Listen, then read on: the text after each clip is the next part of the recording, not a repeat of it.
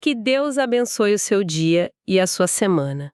Sejam muito bem-vindos. Hoje a nossa análise vai ser quase como uma investigação forense, sabe?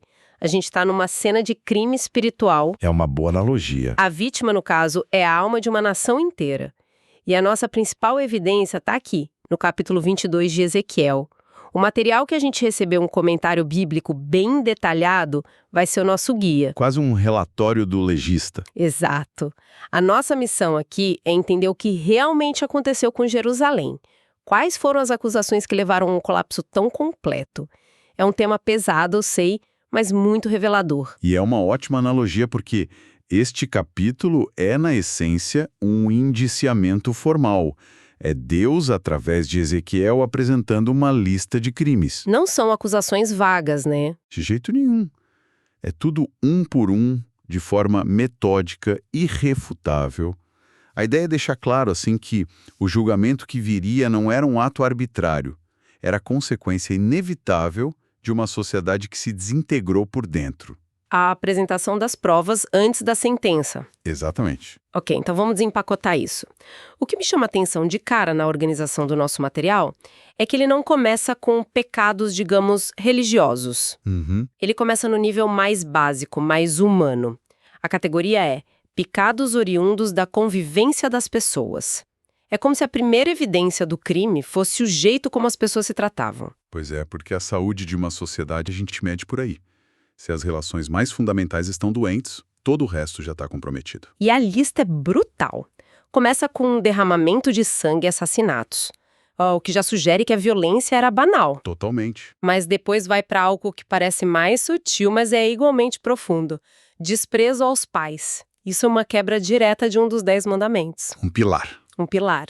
E continua. Opressão ao estrangeiro, ao órfão, à viúva. O que me intriga é essa especificidade. Por que focar nesses grupos? O que isso diz sobre o estado daquela sociedade? O fascinante aqui é que esses pontos formam um diagnóstico completo do colapso social. Como assim? Pensa nisso como os 4 pilares da civilização ruindo. O respeito pela vida, não matar. O respeito pela família, honrar os pais. Certo. O respeito pelo outro, pelo diferente, acolher o estrangeiro. E, por fim, o respeito pelos mais vulneráveis, que é cuidar de órfãos e viúvas. Nossa! Quando esses 4 pilares caem, não sobra nada. Não é uma lista aleatória de maus comportamentos, sabe? É a descrição de uma sociedade que perdeu a alma. Faz todo sentido. A fonte que a gente está usando até lembra que o Novo Testamento define a religião pura como cuidar justamente desses grupos. Mostra como esse princípio é central. Uau, visto assim, não são pecados isolados. São sintomas de uma falência sistêmica. Exato. E o mais assustador para mim é pensar que, no meio de toda essa podridão social, eles continuavam com suas práticas religiosas. Como é que isso funcionava? O nosso comentário aponta para uma segunda categoria: pecado juntamente com práticas da fé. Isso me parece o cúmulo da hipocrisia. É o estágio final da decadência espiritual. É quando a religião vira uma casca vazia. Um ritual só para apaziguar a consciência. Sei. Eles profanavam o que era sagrado, desrespeitavam o sábado, que era um símbolo da aliança com Deus, mas provavelmente continuavam no templo oferecendo sacrifícios. Uma esquizofrenia espiritual. Perfeito.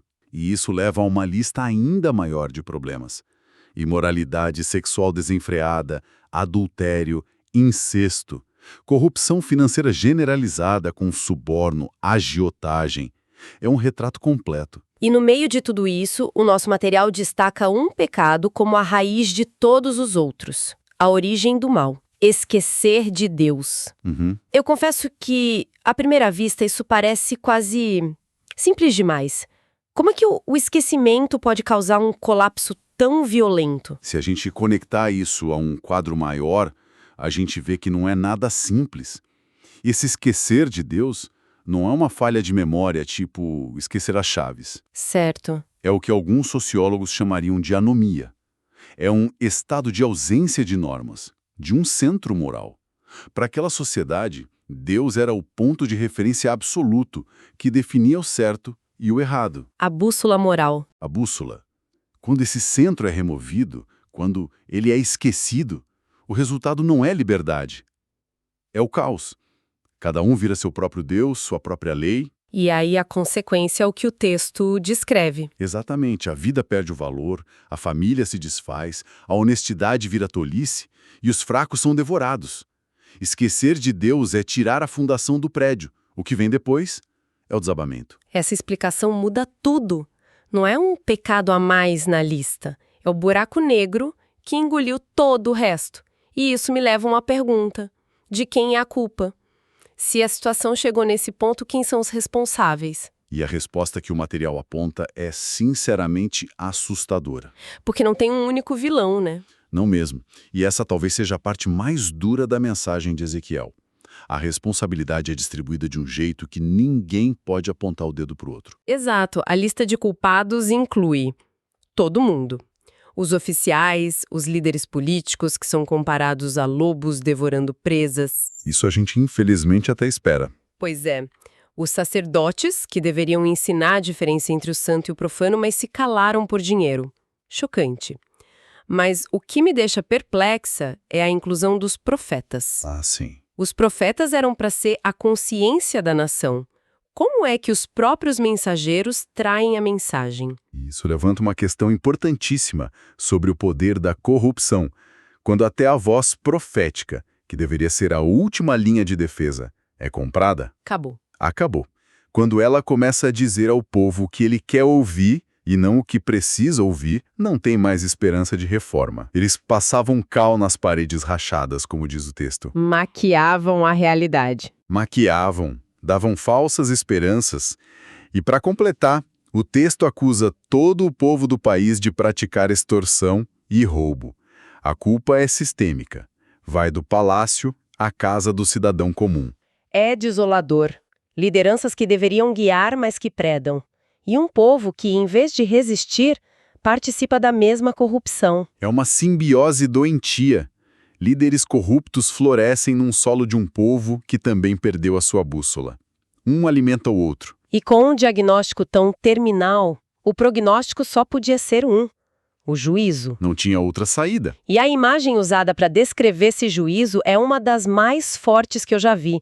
A fonte explica que Deus transformaria Jerusalém em uma fornalha de fundição. E seus habitantes seriam a escória. Eu confesso que essa imagem da fornalha me assusta. É violenta. É absolutamente aterrorizante. E a intenção é essa. A escória é o resíduo inútil, a impureza que o metalúrgico joga fora depois de purificar o metal precioso. Nossa. A mensagem é brutal. Aos olhos de Deus naquela condição, eles tinham se tornado sem valor, descartáveis. O nosso material de estudo até termina essa parte com uma pergunta que fica ecoando, sabe? Qual? Para Deus, a nossa vida tem o valor do ouro e da prata? Ou a gente se tornou escória? É uma pergunta difícil de encarar, mas você disse purificar. Então, nessa violência da fornalha, existe também um elemento de esperança, de restauração. Esse é o ponto crucial. O juízo no pensamento bíblico raramente é só punitivo. Ele é quase sempre corretivo. Entendi. O fogo da fornalha não serve para aniquilar o metal.